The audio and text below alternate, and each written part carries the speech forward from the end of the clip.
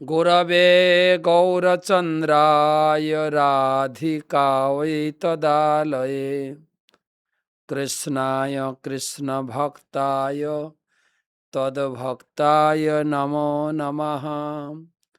वन्दे अहं श्रीगुरो श्रीयुतापदकमलं श्रीगुरून् वैष्णवांश्च श्रीरूपं साग्रजातं सहगण रघुनाथान्वितं तं सजीवं साद्वैतं सावधूतं परिजनसहितं कृष्णचैतन्यदेवं श्रीराधाकृष्णपादान् सहगण ललिता श्रीविशाखान्वितांश्च नमो ॐ विष्णुपादाय कृष्णप्रेष्ठाय भूतले श्रीमते भक्तिवेदान्त स्वामिनिति नामिने नमस्ते सारस्वते देवे गौरवाणी प्रचारिणे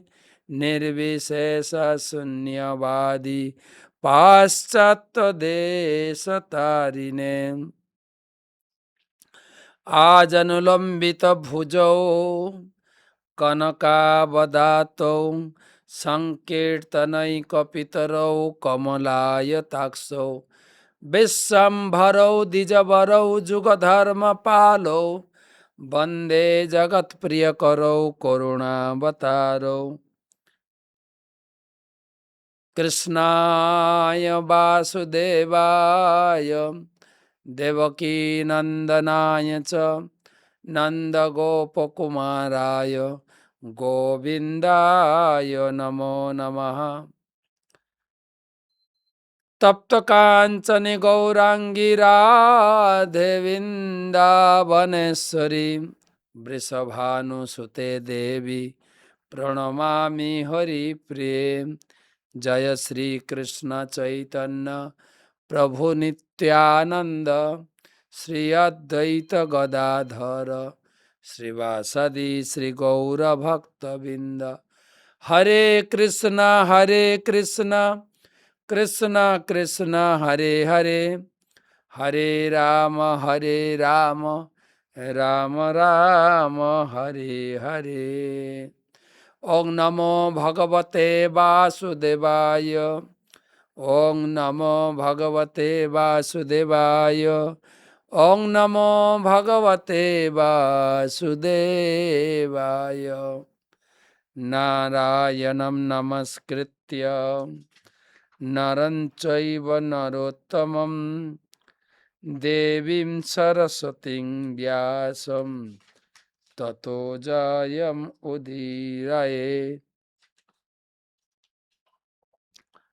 तमादिदेवं करुणानिधानं तमालवर्णं सुहितावतारम् अपार संसार समुद्र सेतुं भजामहे भागवत स्वरूपं। नाकपृष्ठं न च पारमेष्ठं न सार्वभौमं न रसाधिपत्यं न योगसिद्धिरपुनर्भवं वा समञ्जसत्वा विरहज्य काङ्क्षे। अजातपक्ष्या इव मातरं खगा स्तन्यं यथा वत्सतरा क्षुधार्ता। प्रियं प्रियेव भूषितं विसन्या मनोरविन्दाक्ष दृद्दिस्खते ताम्। ग्रंथराज श्रीमद् भागवत महापुराण षष्ठ स्कंध द्वादश अध्याय। आजकेर आलोचना 49 श्लोक থেকে। যুদ্ধক্ষেত্রে আমরা বৃত্রাসুরের অনেক বড় বক্তব্য, ইন্দ্রের প্রতি তার আদেশ নির্দেশ, কর্কশ বাক্য আমরা শ্রবণ করেছি। সেই সঙ্গে জ্ঞানগর্ভ শাস্ত্রের আলোচনা। শাস্ত্রের আঙ্গিকে বৃত্রাসুর বুঝিয়েছেন প্রত্যেকের নিজ নিজ কর্তব্য সাধনের নিষ্ঠাপরায়ণ হওয়া উচিত। বৃত্রাসুরের লেকচার আমরা গতকালকে শেষ করেছি। গতকালকে মানে গতকালকেই শেষ করলাম। এখন আমরা গতকালকে তো টক শো ছিল, সরি, গত পরশুদিন শেষ করেছি। তো এখন আমরা ইন্দ্রের কি বলা যায় রেসপন্ড, মানে তিনি এই লম্বা বৃত্রাসুরের লেকচার শোনার পরে তিনি কি বলবেন, আজকে শুনব ইন্দ্রের বক্তব্য। তো সেই উপলক্ষে আমাদের 1310তম ভাগবত রসমাধুরী সেমিনার ক্লাসে উপস্থিত সমস্ত ভক্তমণ্ডলী, মমতাময়ী মাতৃমণ্ডলী সকলকে জানাই কৃষ্ণ প্রীতি, শুভেচ্ছা এবং অভিনন্দন। শুরু করার আগে গুরু পাদ পদ্মে প্রণাম নিবেদন করে তার অহেতুকী কৃপা আশীর্বাদ প্রার্থনা করি। নমো ওং বিষ্ণু পাদায় কৃষ্ণ প্রেষ্ঠায় ভূতলে শ্রীমতে জয় পতাকা স্বামী নীতি নামিনে নম আচার্য পাদায় নিতাই কৃপা প্রদায়িনে গৌর কথা ধামদায় নগর গ্রাম তারিণে। ইন্দ্র উবাচ অহো দানব সিদ্ধেয়সি যস্য তে মতিরিদৃশি ভক্ত সর্বাত্মনাত্মানম সুহৃদম জগদীশ্বরম। ইন্দ্র উবাচ অহো দানব সিদ্ধসি যস্য তে মতিরিদৃশি ভক্ত সর্বাত্মনাত্মানম সুহৃদম জগদীশ্বরম। ইন্দ্র বললেন, হে দানব, সংকটকালেও যে তোমার বিবেক, ধৈর্য এবং ভক্তিযুক্ত মতি অবিচলিত রয়েছে, তা থেকে আমি বুঝতে পারছি তুমি সর্বাত্মা এবং সর্বশ্রহিত জগদীশ্বরকে অনন্যভাবে সেবা করেছ।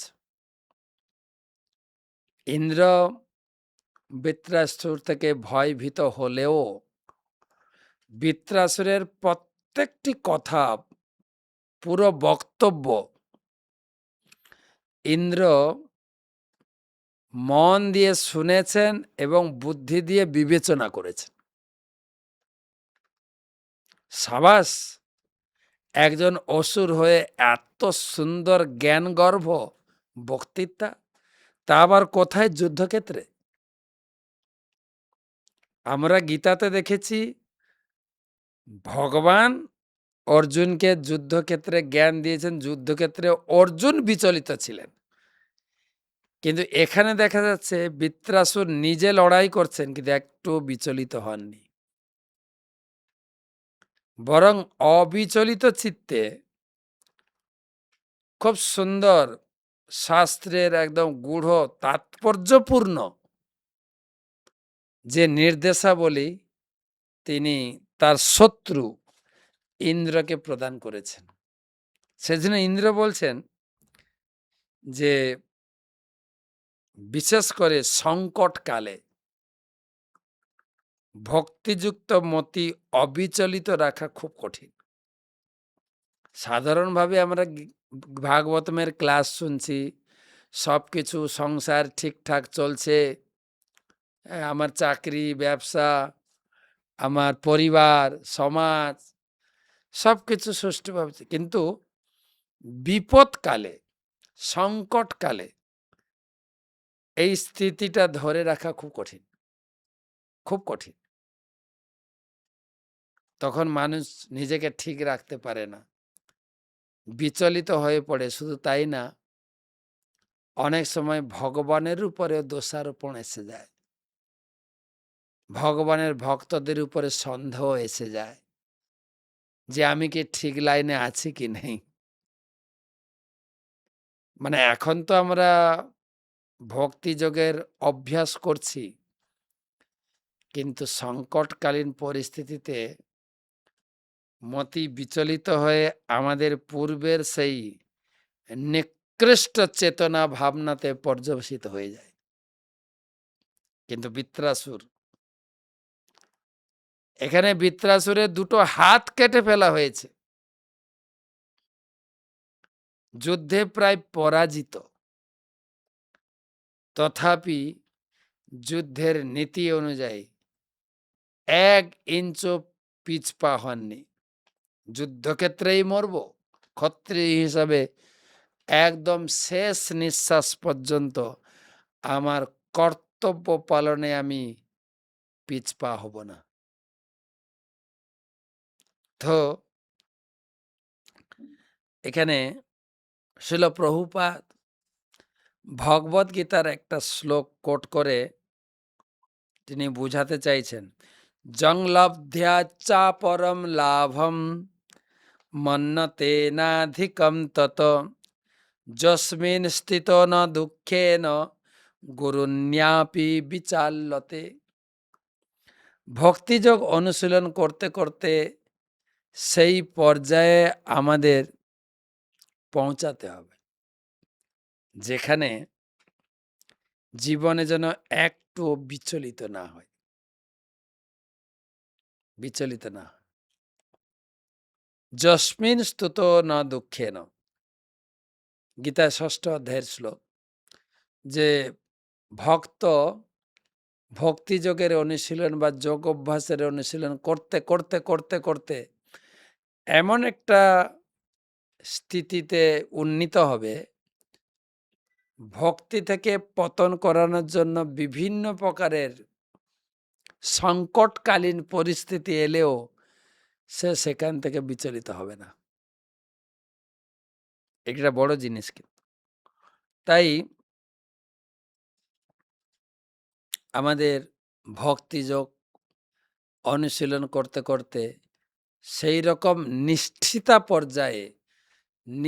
পর্যায়ে উন্নীত হতে হবে। আমাদের অনেক সময় দেখা যায় আমরা একে অপরকে বলা বলি করি, প্রভুজি কিংবা মাতাজি খুব নিষ্ঠাপরায়ণ ভজন করছেন, কিন্তু এটার কতগুলো ভাগ আছে। হ্যাঁ, গত কয়েকদিন আগে আমি মন্দিরে ক্লাস দিয়েছিলাম, আপনারা শুনেছেন যে বিশ্বনাথ চক্রবর্তী ঠাকুরের সেই মাধুর্য কাদম্বিনী গ্রন্থ এবং ভক্তি রসামৃত সিন্ধু দুটো গ্রন্থকে দুটো গ্রন্থের কিছু বিষয়বস্তু আমি তুলে ধরে বুঝাতে চাইছিলাম যে প্রেম পর্যায়ে উন্নীত হতে গেলে আমাদের কতগুলো ধাপ পেরোতে হবে। এখানে বলছেন, প্রভুপাদ লিখছেন, বৃত্রাসুর যে অবিচলিতভাবে ভগবানের প্রেমময় সেবায় নিষ্ঠাপরায়ণ ছিলেন, তা দেখে ইন্দ্র অত্যন্ত আশ্চর্যান্বিত হয়েছেন, যেটা অসুরের পক্ষে অসম্ভব। একজন অনন্য ভক্ত সংকটকালীন পরিস্থিতিতে বিচলিত হন না। প্রভুপাদকে দেখা গেছে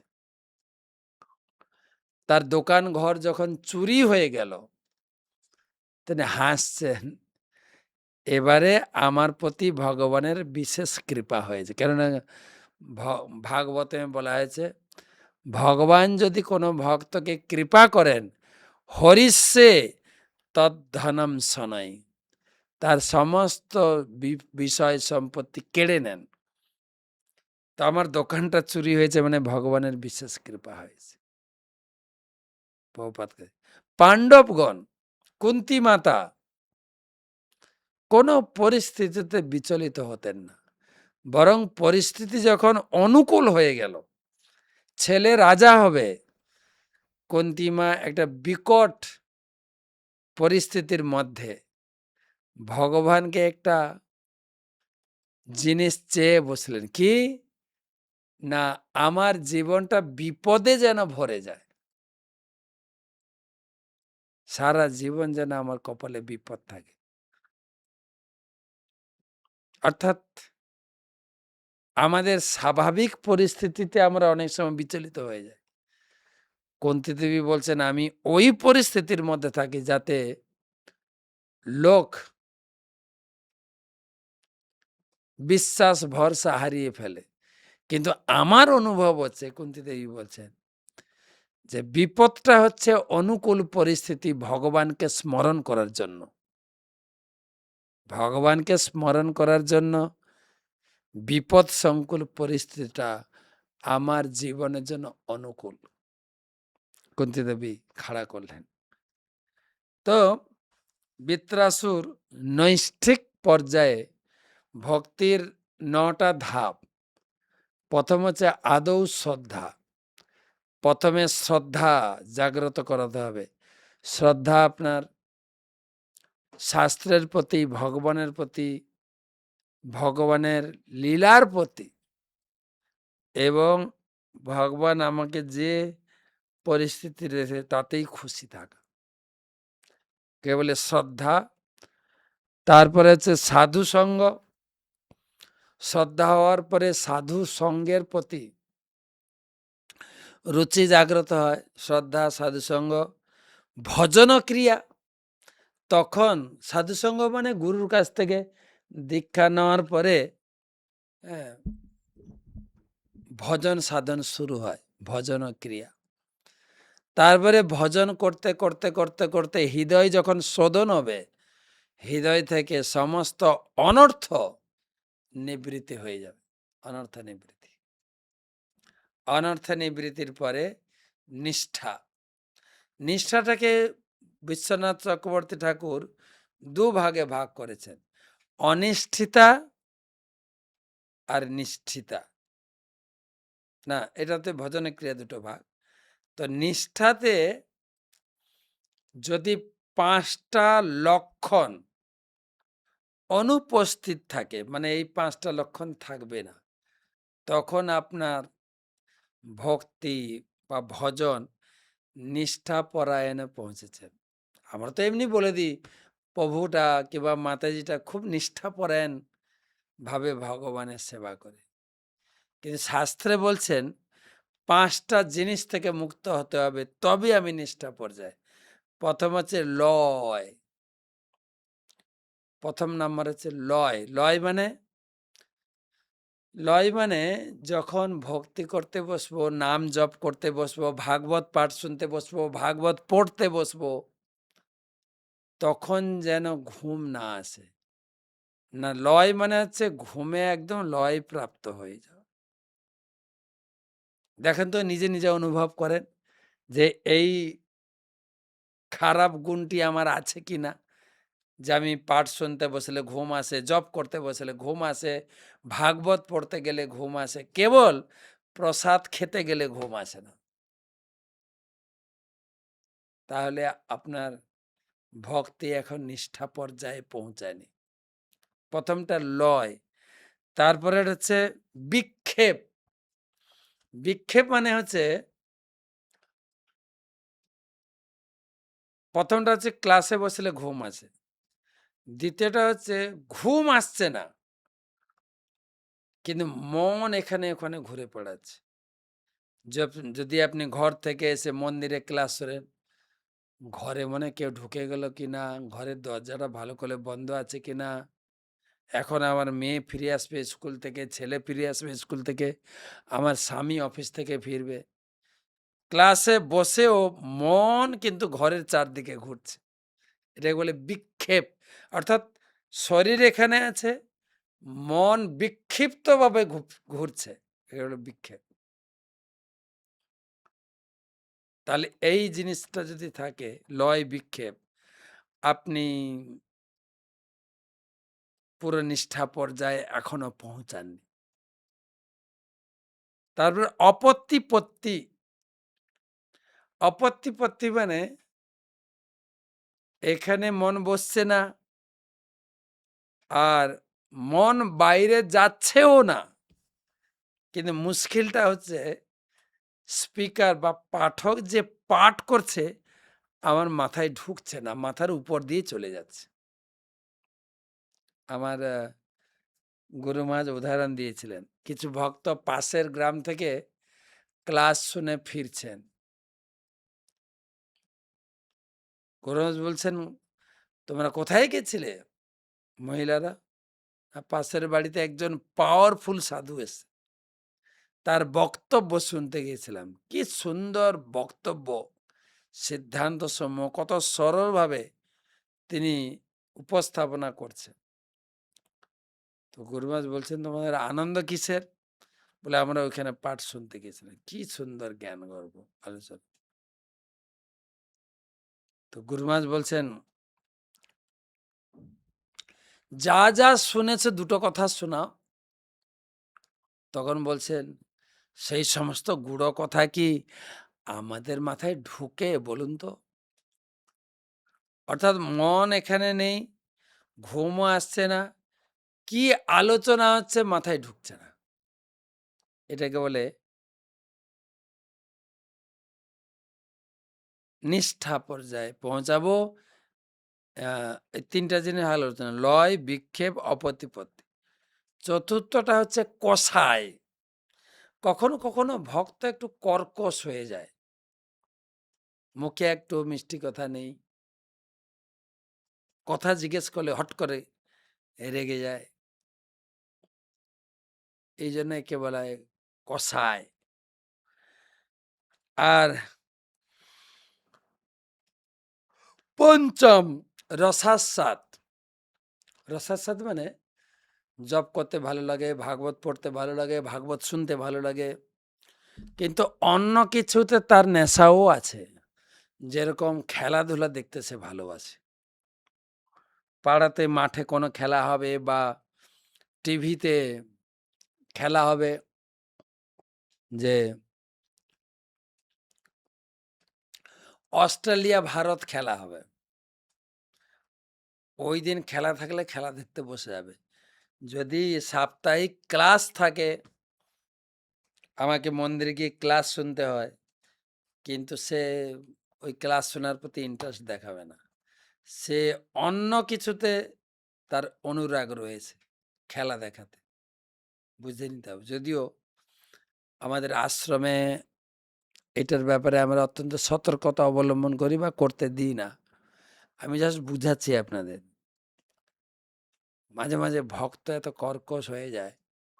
রেগে-মেগে অন্যান্য ভক্তরা বা তার অনুগত ভক্তরা বলে, "প্রভু, আপনার জন্মের সময় আপনার মা কি আপনার মুখে এক ফোঁটাও মধু দেননি? এত এত এত কর্কশ কেন?" লয়, বিক্ষেপ, অপ্রতিপত্তি, কষায়। ৫ নম্বরটা হচ্ছে র রসাস্বাদ। এই ৫ টা যদি আপনার শরীরে লক্ষণ পাওয়া না যায়, তখন বুঝতে হবে যে আপনি আপনার ভক্তি, আপনার নিষ্ঠা নৈষ্ঠিক ভক্তিতে পরিণত হয়েছে। তাই ১ম থেকে আদৌ শ্রদ্ধা, সাধুসঙ্গ, ভজন ক্রিয়া, অনর্থ নিবৃত্তি, নিষ্ঠা। তো তারপরে রুচি, আসক্তি, ভাব, প্রেম। এই স্টেপ বাই স্টেপ। তো এখানে এখানে ইন্দ্র বলছেন বৃত্রাসুর, তুমি কিন্তু ভক্তির একদম চরম স্টেজ, নৈষ্ঠিক ভক্তির নিষ্ঠাতে তুমি অধিকার লাভ করেছ। পরবর্তী শ্লোক, ভবানতার্স্য আনমায়াম বৈ বৈষ্ণবীম জনমোহিনীম যদ বিহায়াসুরম ভাবম মহাপুরুষতাম গতঃ ভবানতার্স্যান মায়াং বৈ বৈষ্ণবীম জনমোহিনীম যত বিহায় সুরং ভাবম মহাপুরুষতাম গতঃ।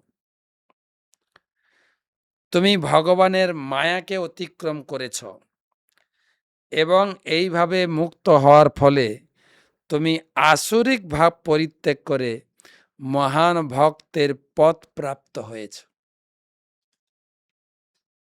ইন্দ্র প্রশংসা করছে। হুম। মন দিয়ে এবং সূক্ষ্ম বিচার বোধ দিয়ে ইন্দ্র বৃত্রাসুরের প্রত্যেকটি বক্তব্য তিনি রিয়ালাইজ অনুধাবন করেছেন, প্রশংসা করছেন। তুমি মহান ভক্তের পথ। প্রভুপাদ লিখছেন যে বিশেষ করে সুখদেব গোস্বামীও বলেছেন, যদি মহান ভক্তের সান্নিধ্য যে কেউ লাভ করে, কিরাত হোনান্ধ্র পলিন্দ পুলকসা আভীর শুম্ভা যবনা খসা দয়া যে অন্যে চ পাপা যদাপাশ্রয়াশ্রয়া শুদ্ধন্তি তস্मै প্রভ বিষ্ণবে নমঃ।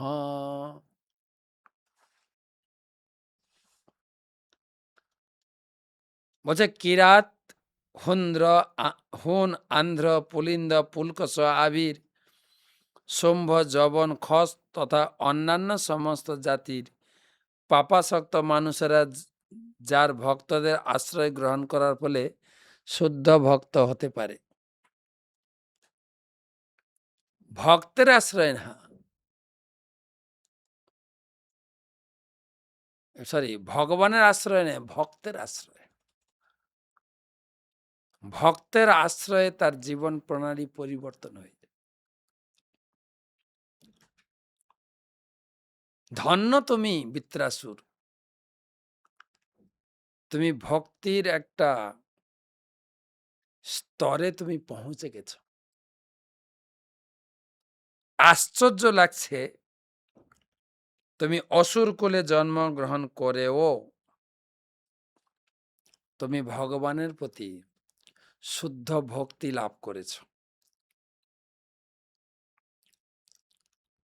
আমি ধন্য তোমার সঙ্গে যুদ্ধ করতে পেরে। যদিও ভগবান ভবিষ্যৎবাণী করেছেন যে এই যুদ্ধে পরাজয় তুমি হবে, তোমার মৃত্যু হবে, কিন্তু আলটিমেটলি তোমার লেকচার শুনে আমি বুঝে নিয়েছি এতে তোমার জয় হবে, তুমি ভগবত ধামে ফিরে যাবে।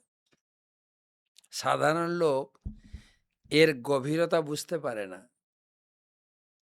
তারা শুধু বলে আপনি হরে কৃষ্ণ মন্ত্র জপ করে কি পেয়েছেন। আমরা ভগবানের ভক্ত না হয়ে গাড়ি বাড়ি প্রতিপত্তি অনেক কিছু করেছি, কিন্তু আপনি কি করেছেন?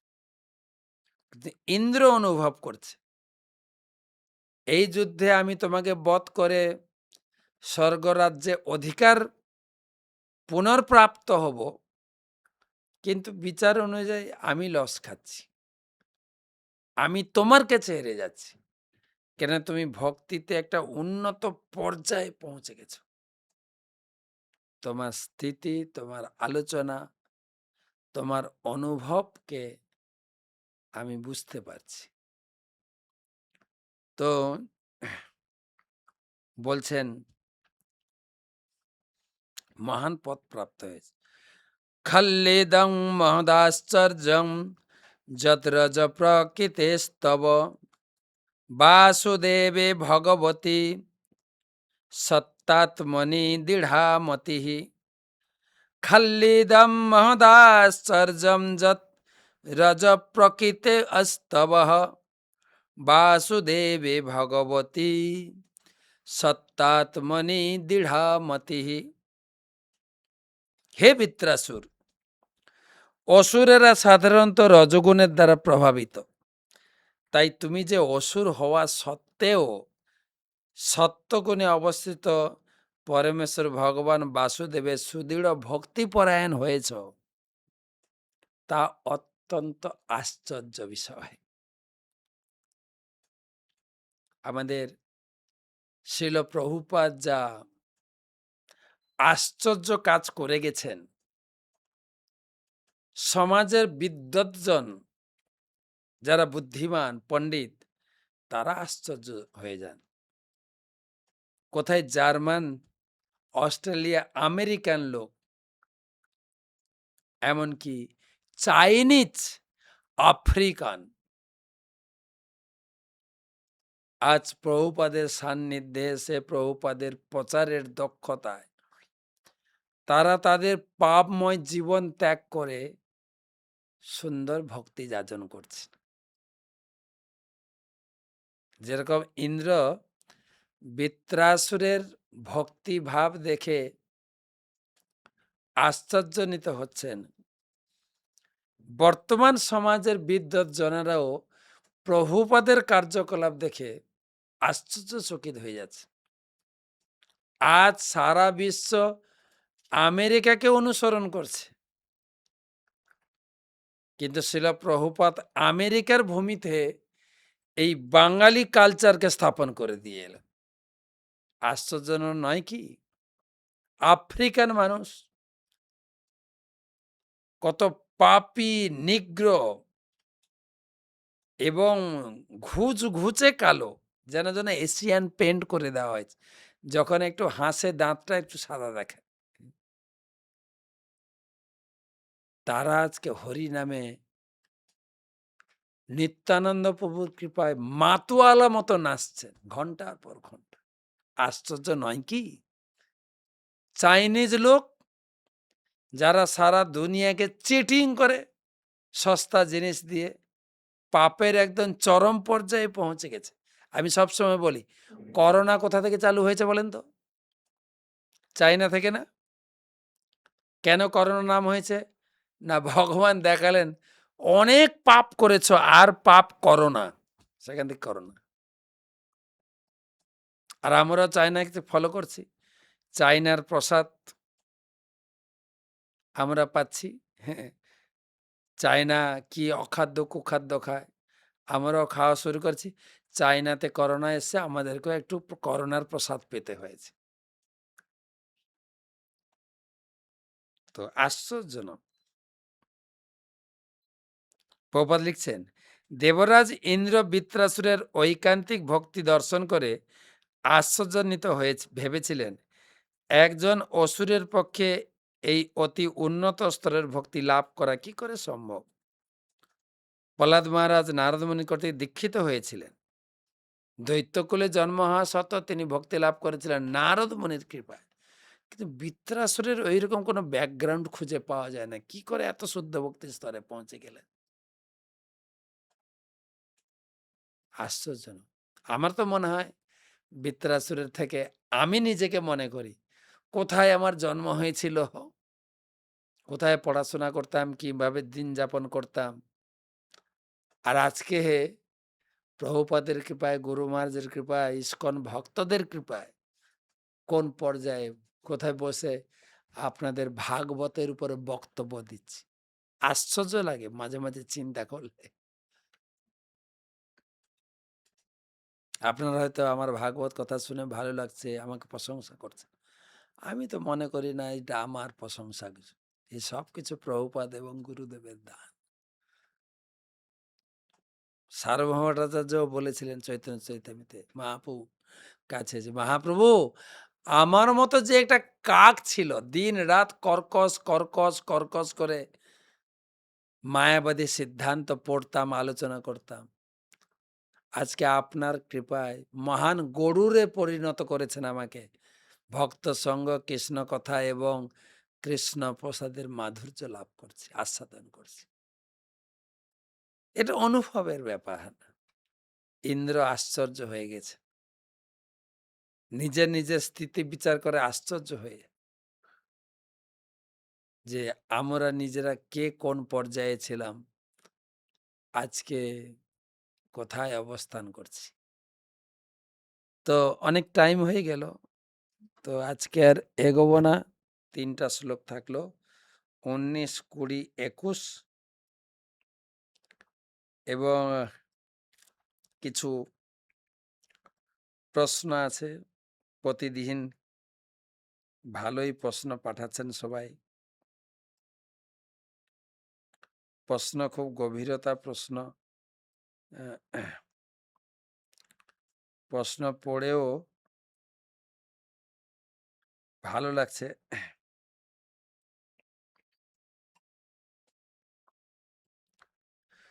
জগৎপালক শ্যামসুন্দর দাস প্রভু প্রশ্ন করেছেন, আমার একটা প্রশ্ন ছিল, পাণ্ডুপুত্র অর্জুন যুদ্ধ করতে রাজি হচ্ছিল না। তখন শ্রীকৃষ্ণ অর্জুনকে নিজের বিশ্বরূপ দেখালেন। অর্জুন সেখানে ভীষ্মদেব, কর্ণ, গুরুদেব যে নিহত হয়েছে দেখতে পেয়েছেন। তাহলে অর্জুন তো সেখানে অভিমন্যু, দ্রৌপদী, পঞ্চপুত্র প্রাণে মারা যাবে তাও জেনেছিল। কিন্তু যেদিন অভিমন্যু যুদ্ধে প্রাণ হারায়, অর্জুন যুদ্ধ করে এসে জানতে পারে অভিমন্যু নেই, তখন তিনি ভেঙে পড়েছিলেন কেন? এটা কি বুঝতে অসুবিধা হচ্ছে আপনার? যদি ডাক্তার বলে দেন যে আপনার কেউ হয়তো দাদুর দাদু বা দাদু এমন রোগ ব্যাধি হয়েছে, একে আর চিকিৎসা করে ভালো করা যাবে না, ফিরিয়ে আনা যাবে না, বড়জোর ৩ দিন ৪ দিন পরে মারা যাবে, ডাক্তার বলে দিলেও যখন সে প্রাণ ত্যাগ করে আপনার কষ্ট হয় না? কষ্ট হয় কিনা বলে, ডাক্তার তো আগে থেকে বলেছিল মারা যাবে, এতে আর কান্নাকাটি করার কি আছে? না তো। আগে থেকে সিগন্যাল পেলেও একটা বিরহ আসে কিন্তু। অর্জুন ভগবানের পার্ষদ ছিলেন, এটা সত্য, কিন্তু অভিনয় করছেন আমার আপনার ভূমিকায়। আমার আপনার জীবনে যা ঘটে যায় সেটা অর্জুন ফুটিয়ে তুলেছে, এটা স্বীকার করতে হবে। যদিও বা অর্জুন জানতে পেরেছিলেন, তথাপি একটা বিরহ বেদনা চোখ দিয়ে জল ঝরিয়ে দেয়, এটা স্বীকার করতে লাগে। জানি না আমি আপনাকে বুঝাতে পারলাম কিনা। যদি বুঝতে পেরে থাকেন তাহলে ঠিক আছে। বাংলাদেশ থেকে আরেকটা প্রশ্ন এসেছে। আমি প্রান্তিকা মিস্ত্রি, বাংলাদেশ থেকে একটা বিষয় জানতে চাই। ভগবানের জন্য রান্না করার সময় সব সবজিতে কি মিষ্টি দিতে হয়? নাকি মিষ্টি না দিলে হয়? সব সবজিতে কেন মিষ্টি দেবেন? মিষ্টি যেটা আইটেম, চাটনি, পায়েস, তাতে মিষ্টি দেবেন। বাকিতে কেন মিষ্টি দেবেন? প্রত্যেক সবজির নিজস্ব রেসিপি এবং স্বাদ আলাদা। কোনটা ঝাল হবে, কোনটা একটু নোনতা হবে, কোনটা ভাজা হবে, কোনটা চচ্চড়ি হবে। আমরা কি করি, যারা আমরা ভালো রান্না জানি না, হ্যাঁ? কোনো রকম সব সবজিতে একই ৫ ফোড়ন দিয়ে টমেটো দিয়ে দেবো, চিনি দিয়ে দেবো। টক, ঝাল, মিষ্টি হয়ে গেল। যাহ খাও। তা আপনি ভাজি খাবেন, ডাল খাবেন, ঝোল খাবেন, সব একই টেস্ট। সব সবজিতে মিষ্টি দিয়েন না। মিষ্টিটা আবার অম্লতে পরিণত হতে পারে। দরকার নেই। পরবর্তী প্রশ্ন করেছেন বিজলি খাঁড়া। আমার প্রশ্ন হলো, কলিযুগে ভগবান জগন্নাথ রূপে আবির্ভূত হয়েছেন কোন দিকে?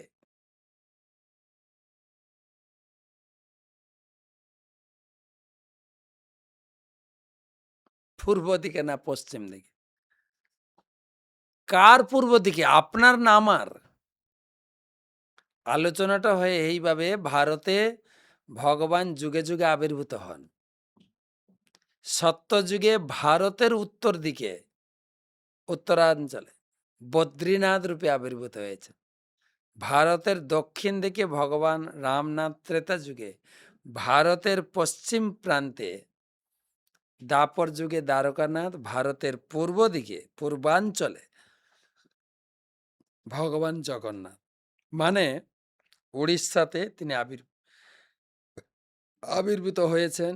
উড়িষ্যা, পশ্চিমবঙ্গ, আসাম, ত্রিপুরা, নাগাল্যান্ড, মিজোরাম, অরুণাচল, বিহার, ঝাড়খণ্ড, সিকিম এসব ভারতের নর্থ ইস্ট বলা হয়, ইস্ট পূর্ব দিক। সেজন্য এটাকে জগন্নাথের আবির্ভাব ভারতের পূর্ব দিকে ধরা হয়, বলা হয়।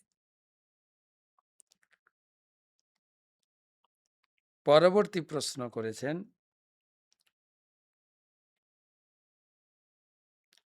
বাংলাদেশ থেকে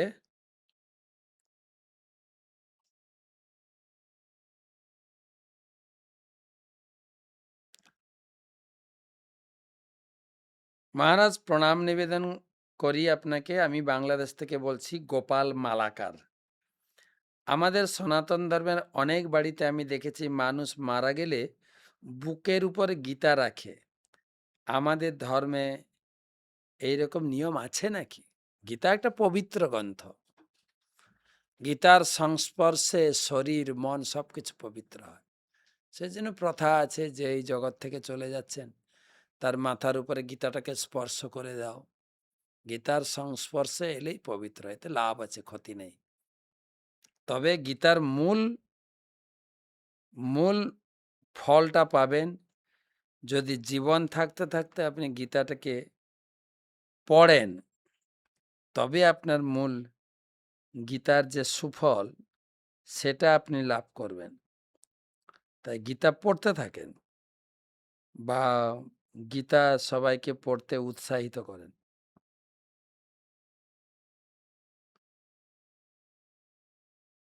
আরেকজন প্রশ্ন করেছেন, মহারাজ কোটি কোটি প্রণাম, আমি মঙ্গল আরতি একদিনও করি না। প্রতিদিন ঘুমানোর সময় ভাবি যে উঠব, কিন্তু পারি না। জপ মন দিয়ে করতে পারি না। জপের সময় খারাপ চিন্তা ভাবনা মাথায় আসে। বৈষ্ণবদের সমালোচনা করি। এই পৃথিবীতে এমন কোনো অপরাধ নাই যে আমি করিনি। আপনি যে পূর্ব জীবনের দুষ্কৃতি কর্মের কথা বলেছেন, সেটা কিভাবে কাটবে? ঠিক মতো মঙ্গলারতি জপ বৈষ্ণবদের শ্রদ্ধাশীল কিভাবে হতে পারবো? আমি এটা নিয়ে সবসময় দুশ্চিন্তায় থাকি। আপনি নিজে বুঝতে পারছেন যে আমি এগুলো করছি না, করবেন। তবে আপনার শরীরের সিচুয়েশন দেখে, শরীরের সিচুয়েশন স্থিতিশীল, সেইভাবে জোরপূর্বক কিছু করেন না। যদি মঙ্গল আরতি করতে চান, আগে থেকে আপনি ঘুমিয়ে পড়বেন, তাহলে সকালে উঠতে পারবেন। হ্যাঁ, যদি আপনি মনে করেন আমি মঙ্গল আরতি করবো কালকে, দেরি করে ঘুমালে তো আপনি উঠতেই পারবেন না, উঠাটাই অসম্ভব আপনার কাছে। তো সেই জন্য প্রস্তুতি আগে থেকে নেন। যদি পর্যাপ্ত পরিমাণে শরীরের বিশ্রাম হয়, ঘুম হয়, ভালো করে জপ করতে পারবেন, সবকিছু ভালোভাবে করতে পারবেন। আর যদি মঙ্গল আরতি নাও করতে পারছেন, ভালো করে জপ করুন, পর্যাপ্ত পরিমাণে বিশ্রাম নেন, ৬-৭ ঘন্টা ঘুমাবেন, তাহলে বাকি সব ঠিকঠাক চলবে। যদি আপনি 10টায় ঘুমিয়ে যান, 4টা 4:30টায় উঠতে পারবেন। আর যদি 12টায় ঘুমান, মঙ্গল আরতির প্রশ্নই আসে না, মঙ্গল আরতি উঠতে পারবেন না। গীতায় ভগবান বলেছেন, early to bed early to rise makes a man healthy wealthy and wise. 9টা 9:30টার ভিতরে 10টার ভিতরে অবশ্যই ঘুমাতে হবে আপনাকে, তাহলে পরের দিনের কার্যকলাপ ধারাবাহিক সবকিছু ঠিকঠাক থাকবে। ঠিক আছে, অনেক সময় হয়ে গেছে, আজকে এই পর্যন্ত রাখি। প্রশ্ন পাঠাবেন, তাহলে আপনার গভীরতা বোঝা যাবে যে হ্যাঁ আপনি শুনছেন, ভক্তিযোগে আপনি এগিয়ে চলেছেন। যারা যারা প্রশ্ন করছেন ধন্যবাদ, কৃতজ্ঞতা জানাই। আপনার প্রশ্ন এবং আমার উত্তরের মাধ্যমে অন্য অনেকেরই উপকার হবে। শুভরাত্রি।